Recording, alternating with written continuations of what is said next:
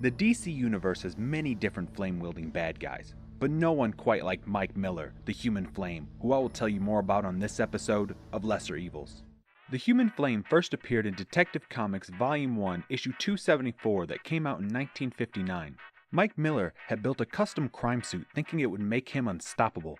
When Mike's friend Joey mentions the local hero, the Martian Manhunter, Mark reminds him of the rumor of the hero's weakness to flame. On his first outing, the Human Flame and Joey attack an armored car. An electric blast knocks out the truck's engine, but the truck is tougher than it looks, allowing the drivers time to call for help. The Martian Manhunter is the first to arrive, and uses his super breath to blow the armored truck away. Seeing the alien superhero, Joey wants to bolt, but the Human Flame is ready to test his suit and ignites the flamethrowers on his chest. The rumor of the Manhunter's weakness to fire turns out to be true, and the hero is forced to stay away. Seeing a water tower, the Martian Manhunter knocks it over and drenches the Human Flame, putting out his fire. Mike claims his flamethrowers will be dry in a few minutes and hits a nearby bank while the Martian Manhunter is still weakened. The Human Flame easily breaks into the vault, then takes out the guards. Mike and Joey grab their bags of money and make a getaway, but when they arrive at their escape car, they find the Martian Manhunter ready to apprehend them. When the Human Flame turns on his flamethrowers, he watches as the Manhunter seems to fade away to nothing. Celebrating their apparent victory, Mike and Joey are unaware that the Martian Manhunter was burrowing through the ground underneath them. They are very surprised when the patch of earth they are standing on begins to be lifted into the sky.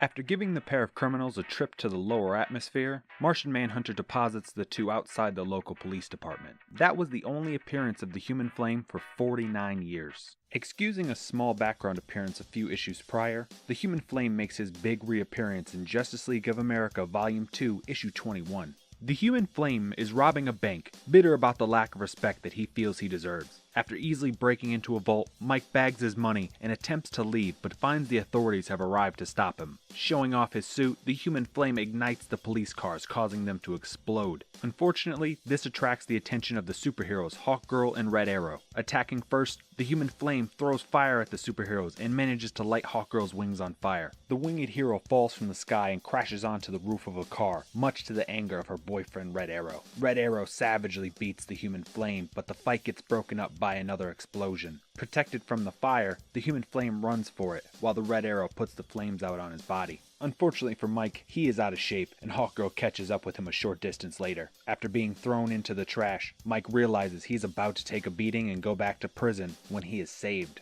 Introducing himself as Libra, Mike is led away to a meeting of other supervillains. Giving his speech, Libra explains the idea of supervillains forming a team to combat the superheroes. It is the Human Flame himself that points out the unoriginality of the idea, to which even Lex Luthor agrees. Speaking more, Libra uses Mike as an example and lists his failures before explaining that it's the Martian Manhunter's fault, and it's time for Mike to get revenge. To demonstrate his capabilities, Libra has the captured Martian Manhunter brought out. While the Human Flame films it on his phone, Libra murders the Martian Manhunter with the flaming point of his spear. Even after witnessing the Martian's death, the bigger villains aren't ready to throw in with Libra, and they go their separate ways. The Human Flame stays behind to tell Libra how much he appreciates what Libra did for him and asks how he can pay him back. Sometime later, Libra introduces Mike to his secret base and the new gear he wants him to wear. Mike is reluctant to give up on his suit, but while inspecting the new helmet, he notices a recording playing inside. Libra tells Mike to listen closer as he shoves the helmet down over his head, where the recording of the anti-life equation erases his will.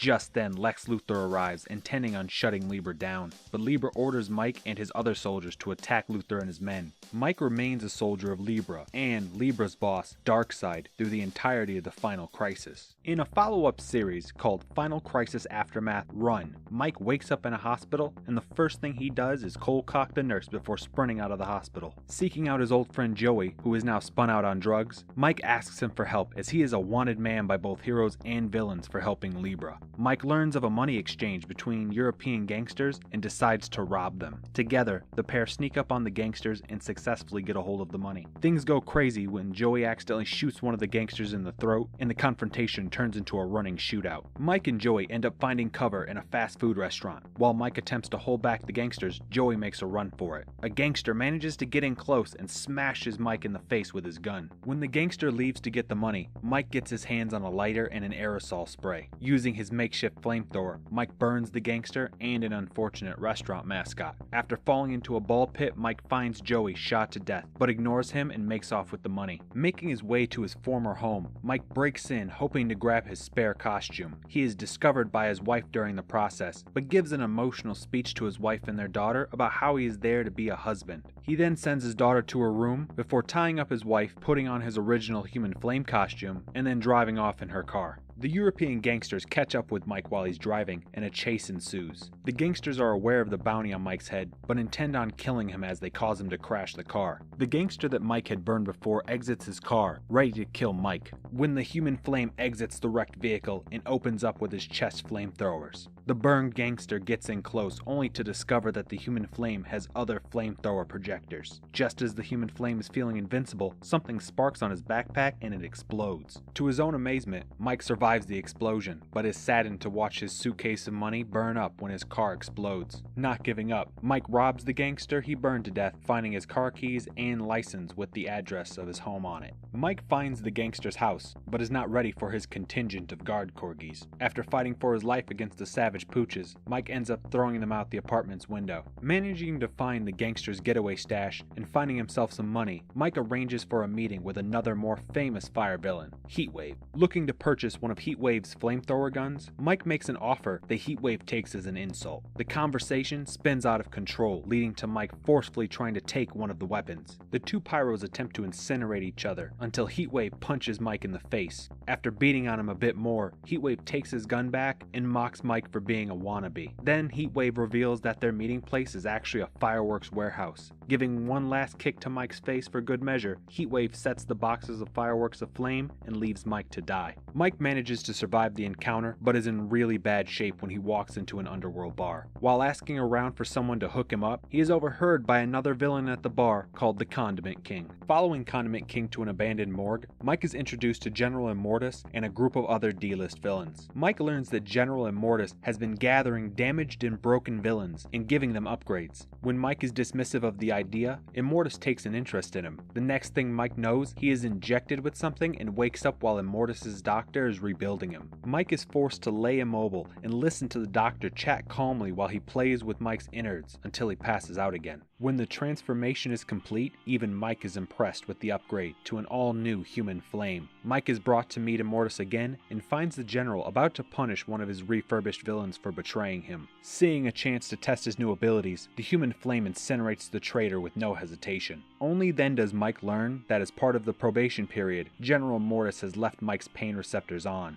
Mike soon realizes two things. First, that Immortus is clearly crazy, and second, that he wants a piece of Immortus' arm candy, named Seductress. Along with the other refurbished villains, the human flame is sent to attack and rob a military convoy. The human flame is enjoying his new powers and burning up soldiers, until the group discovers that they're not the only villains attacking the convoy when Clayface appears. Clayface zeroes in on the human flame, angry about everything that went down with Libra in the final crisis. The refurbished villains can do nothing and the human flame takes an ass whooping, only to be saved by the timely arrival of a group of superheroes. Leaving Clayface to confront the heroes, the refurbished villains return to the base having succeeded in stealing the target. After asking about his pay for the job, Mike learns that he isn't getting paid, and that he's pretty much part of a cult. Angry at learning this, Mike tells the other villains that he's better than them before walking off. Returning to what he knows, the human flame knocks over a bank accompanied by Seductress. He learns that she doesn't drink the Kool-Aid like the others, and also reveals that the group had stolen chemicals Immortus needs to finish his immortality serum. The pair lead an explosive getaway before returning to the headquarters and interrogating Immortus' doctor about the serum. While Mike is trying to break open the safe holding the serum, Immortus arrives and reveals a trigger that will turn off Mike's powers or blow up the bomb in his neck.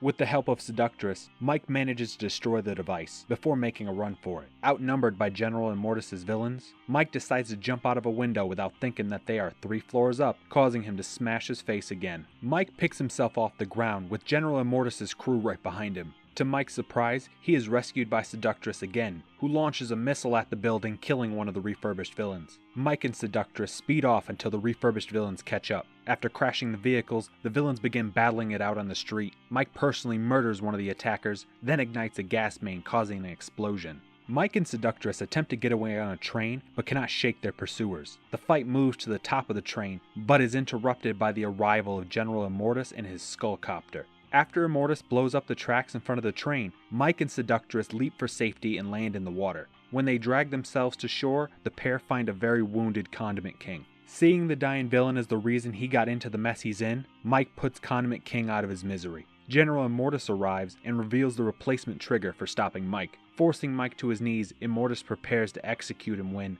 the human flame breaks through the built-in failsafes to unleash an inferno at Immortus. Immortus' doctor cannot believe the failsafes he installed failed, but the human flame reminds him that he eats impossible for breakfast and shits unicorns, before demanding to know how he can get more power. The doctor directs Mike to the always dangerous Star Labs. While breaking into the labs, Seductress asks Mike why he needs more power, to which Mike answers that he is not powerful enough if there are still things he has to run from. When the pair open a large door marked with a huge biohazard symbol, they come face to face with a fucked up looking monster creature. The human flame fights the monster but can't hurt it while he is damaged by its claws. Only the intervention of a STARS lab scientist with a special gun manages to drive the creature off. The scientist quickly explains the origin of what he terms a 26-dimensional hypergriffin and how the facility is now enclosed in a force field to keep it from escaping. Mike ties the scientist up and demands to be made more powerful. Using the threat of the hypergriffin, the human flame convinces the scientist to inject him with nanites that changes his cells into little reactors. Literally bursting with energy, the human flame discovers that he can fly as he crashes through the roof of the building but cannot penetrate the protective dome. Seeing the hypergriffin, the human flame blasts it once and destroys it.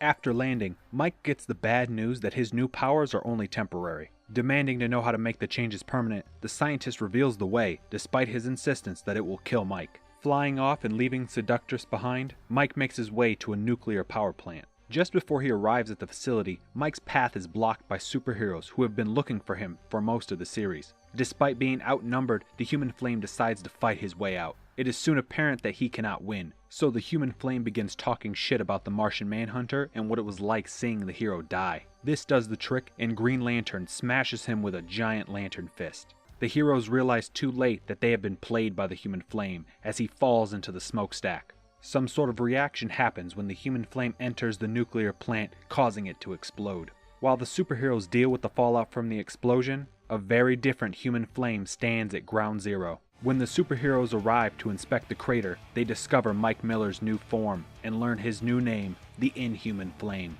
The Inhuman Flame makes his way into the nearest city, leading a trail of destruction. Seeing a bank, he decides to rob it using his new powers. The heroes arrive and point out how the Inhuman Flame can't even hold the goods he wants to steal. After being knocked out of the bank and onto the street, the Inhuman Flame attempts to get away in a car only to melt right through the vehicle. Frustrated at still being too weak, the Inhuman Flame begins to grow in size, becoming too much for the superheroes to handle.